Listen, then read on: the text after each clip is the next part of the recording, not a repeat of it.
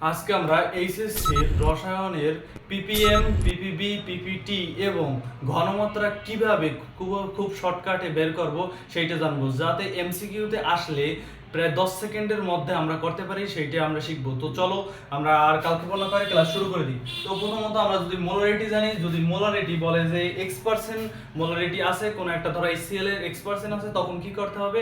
তখন আমাদের যে x% যে পার্সেন্টটা বলে দেবে সেটা এখানে বসাবো, ইনটু 10 বসাবো, তারপর যার আণবিক ভর m মানে কি আণবিক ভর দিয়ে ভাগ দেবো।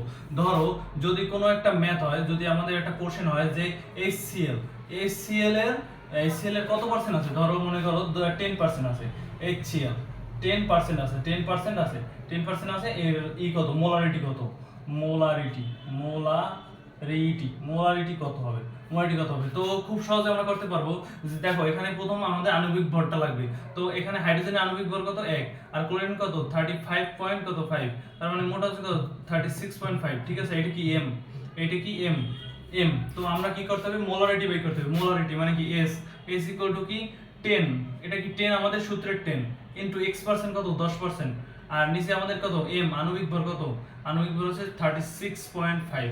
তো আমরা খুব সহজে এটাও করতে পারবো, উপরে 100 নিচে হচ্ছে 36.5। তো এটা ক্যালকুলেটরে বসাই দিলে আমাদের খুব সহজেই মানটা এসে যাবে। তো এই হচ্ছে আমাদের ঘনমাত্রা নির্ণয় সূত্র। তো এই একটাই সূত্র, এইটার মাধ্যমে আমরা খুব সহজে পার্সেন্টেজ দেওয়া থাকলে খুব সহজেই আমরা মোলারিটি বের করতে পারবো।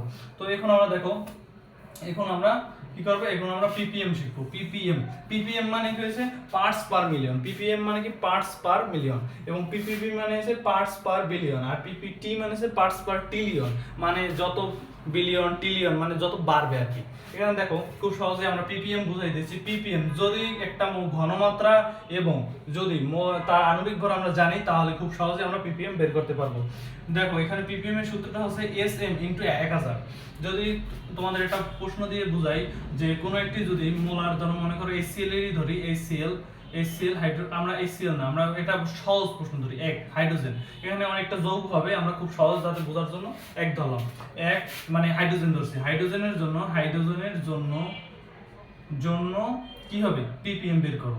পিপিএম হাইড্রোজেনের জন্য, ধরো হাইড্রোজেনের ঘনমাত্রাও ধরলাম কত 1, এর পিপিএম বের করো, বের করো। তখন কি করতে হবে আমাদের, পিপিএম মানে কি, এই দেখো পিপিএম মানে কি এসএম ইনটু কত 1000, তার মানে কি এস কত 1 আর এস কত 1, এই যে 1, আর এম কত, এই যে এটার ভর কত 1, তার মানে অ্যানসার কি 1000ই হবে। ঠিক আছে, এই হচ্ছে পিপিএম।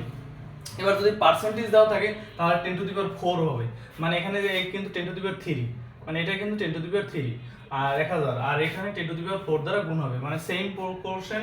যদি এখানে 1% হয় তাহলে 10 টু দি পাওয়ার এই যে 4, 10 টু দি পাওয়ার 4 একটা শূন্য বেড়ে যাবে। ঠিক আছে, তো এবার আমরা পিপিবি শিখবো, পিপিবি।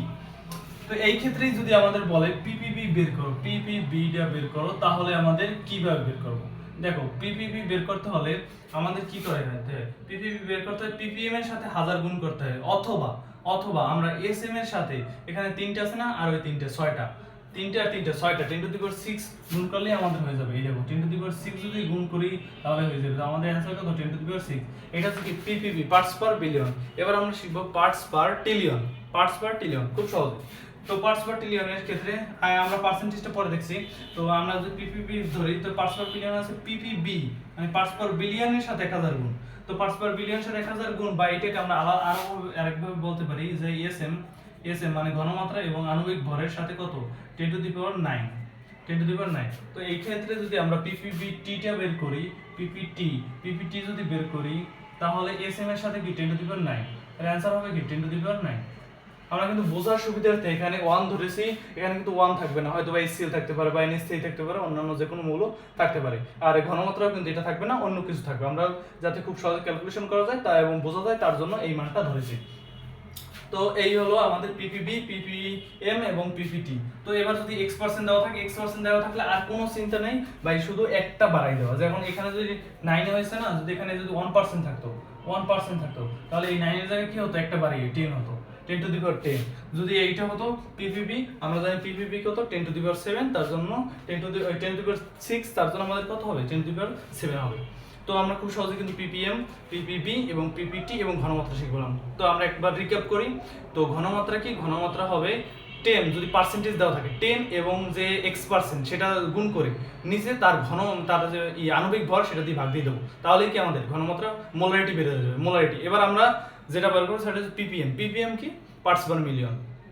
Parts per million. তো এটাকে যদি আমরা এসএম মানে এস কি ঘনমাত্রা এবং এর আণবিক ভরের সাথে আণবিক ভরকে যদি আমরা 1000 দিয়ে গুণ করি তাহলে কি আমরা পিপিএম পাবো। পিপিএম পাবো এবং যদি x% বলে তাহলে ওখানে 1000 কি 10 টু দি পাওয়ার 3, তো একটা বাড়িয়ে দেবো 10 to the power 4। R PPB যেটা সেইটা কি হবে 10 টু দি পাওয়ার, ওখানে 1000 আছে না, এখানে বড় এটা হবে 10 to the power 6 SM into 10 to the power 6। আর যদি x% হয় তাহলে 10 টু দি পাওয়ার 7 সেম। আর যদি পিপিটি হয় তাহলে ওখানে হবে 10 to the power 9 SM into 10 to the power 9। যদি পার্সেন্টেজ থাকে তাহলে হবে কি? তাহলে হবে SM into 10 to the power মানে 10। তো আমরা খুব সহজে কিন্তু শিখে ফেললাম। তোমরা যদি এইভাবে খুব সহজে করো তাহলে ক্যালকুলেটরের আগেও তোমরা খুব সহজেই এমসিকিউ গুলো সলভ করতে পারবে। তো ধন্যবাদ সবাইকে, দেখা হচ্ছে নতুন কোনো ভিডিওতে।